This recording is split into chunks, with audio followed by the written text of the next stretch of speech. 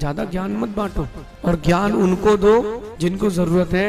मैं अपने मंच से कहता हूँ, अगर है ताकत है बुद्धि तो यहाँ पर आके बात करो, 1 to 1 बात करेंगे, कौन हिंसक है कौन अहिंसक है।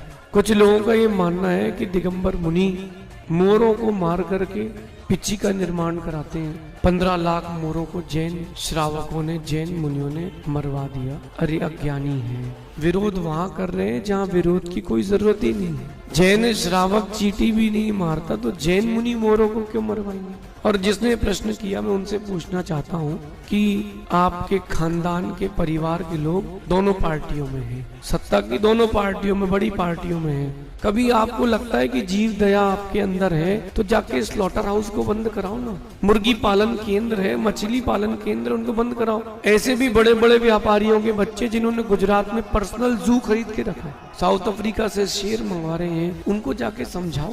जहाँ समझाना है वहाँ नहीं समझा रहे हो। मैं कहता हूँ ज्यादा अहिंसा का विचार है, खुद को समझाओ। जिनको कपड़े पहनने की तमीज नहीं है वो दिगंबरों को समझाएंगे कि हिंसा क्या अहिंसा क्या। विचारणीय विषय। इंडिया मांस निर्यात में 2nd नंबर या टॉप पे आ चुका है, तो थोड़ा जाके गवर्नमेंट को समझाओ। दिगंबर मुनियों के पास आके बड़बड़ करने की जरूरत नहीं है। ढंग से आता हो तो बोलो और नहीं आता हो तो चुप रह बैठो। तुम्हारे एक स्टेटमेंट से तुम्हारी ही गरिमा गिरेगी, किसी और की नहीं गिरेगी। दिगंबर मुनियों के ऊपर अंगुली उठाने के पहले अपने आप को देखो। जिनके घर शीशे के होते हैं वो दूसरों के यहाँ पत्थर नहीं फेंका करते। अब ये बात जिसने भी कही है, जिसे सरनेम में से बिंदी हटा दो तो मालूम चल जाएगा कि उनकी बुद्धि में क्या है। कभी दिगंबर मुनि की चर्या को देखा है? कभी झांक करके देखना। रात्रि को नहीं चलते, जीव हिंसा ना हो। अपने भोजन में सब्जियों का प्रयोग भी उन्हीं का करते जिसमें हिंसा कम हो। और जिनके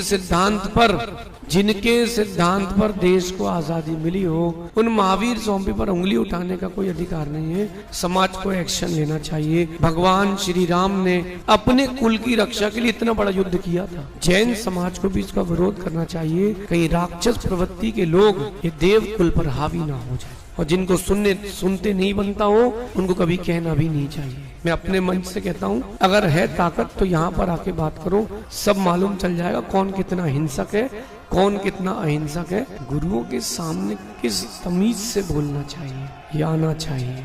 जैन मुनि जब भी कहते हैं अपनी भाषा समिति के साथ कहते हैं। जिन मुनियों के लिए और जिस धर्म के लिए प्रशंसा की गई है, हाथ जोड़ करके उस धर्म की किसी को निंदा करने का अधिकार नहीं है। राइट टू स्पीच का ये मतलब नहीं होता कि आप विक्षिप्त हो जाएं। आदमी 60 के बाद सटे आता है, लेकिन अपने घर में सटे आए, बाहर न सटे आए, इज्जत खत्म हो जाएगी। जिनसे गलती हो चुकी है कम से कम मैं उनसे कहता हूँ कि क्षमा मांगे, और अगर क्षमा मांगने लायक नहीं हो तो देश छोड़ करके जाएं। ऐसे लोगों की देश में कोई जरूरत नहीं जो असत्य का साथ देते हो। आप स्लॉटर हाउस बंद कराओ। और किसी के कह देने से कुछ नहीं होता। कौवन के कोसन से ढोर नहीं मरत। जितने हिंदू साधु हैं सबको पता है कि अगर सबसे कठिन कोई साधना है तो दिगंबर मुनि की साधना। ये जो पिची होती है ना, हर साल बदलते, कारण इसकी रिजुता खत्म हो जाती है, तो इसके कारण किसी जीव को तकलीफ ना हो, ये इसके लिए रख के चलते हैं। ये कोई जादू तो ना करने के लिए ही रखते। जैन समाज तो अपने व्यापार में बहुत व्यस्त है, शायद अब उसको धर्म से भी कोई मतलब नहीं है और साधुओं से भी मतलब नहीं। इतना बड़ा स्टेटमेंट हो गया और अभी तक आप लोगों ने कहीं ज्ञापन नहीं दिया, अभी तक आप लोगों ने कोई एक्शन नहीं लिया। और अगर ऐसा ही चलता रहा तो गुरु नहीं बचेंगे तो मंदिर भी नहीं बचेगा। आपके बच्चों को संस्कार कौन देगा? जिसके पास अच्छी भाषा नहीं है उसको बोलने का अधिकार नहीं। कोई भी व्यक्ति अगर कभी भी जिन शासन के विरुद्ध बात कहता है, कहीं न कहीं किसी न किसी सोशल मीडिया के प्लेटफॉर्म में वो रहता है, उसको कमेंट करो।